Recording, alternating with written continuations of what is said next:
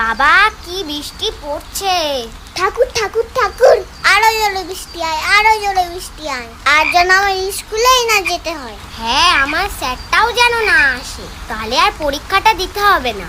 এ দিদি দেখ কত জল জমেছে, পুরো সমুদ্র হয়ে গেছে। চল তাহলে নৌকা বানাই। বাবা তুই নৌকাও বানাতে পারিস? আরে ধুর পাগল, কাগজের নৌকো, চল দেখবি। এই দেখ আমার নৌকোটা আগেই যাবে।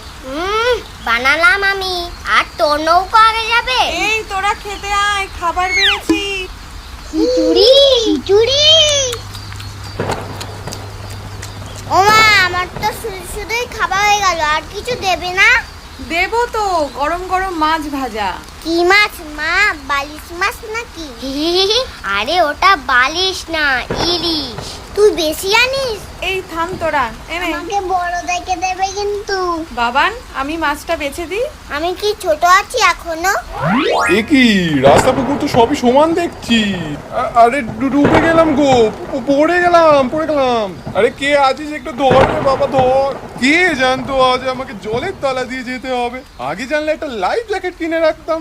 ওরে জল সর রে সর। এ দিদি দেখ ছাতাটা যেন চেনা চেনা লাগছে, কোথায় যেন দেখেছি। আমারও যেন তাই মনে হলো। এই এটা তো আমার স্যারের ছাতা।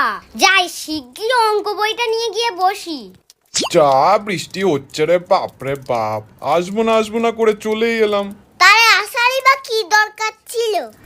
আপনি ওর কথা কিছু মনে করবেন না, আপনি ঘরে চলুন, জলের মধ্যে আর দাঁড়িয়ে থাকবেন না। আর বাবান চল, স্নানে যাবি, বৃষ্টি থেমে গেছে, স্কুলে যেতে হবে। এই বৃষ্টিটা আবার স্কুল, কোনো মানে হয়?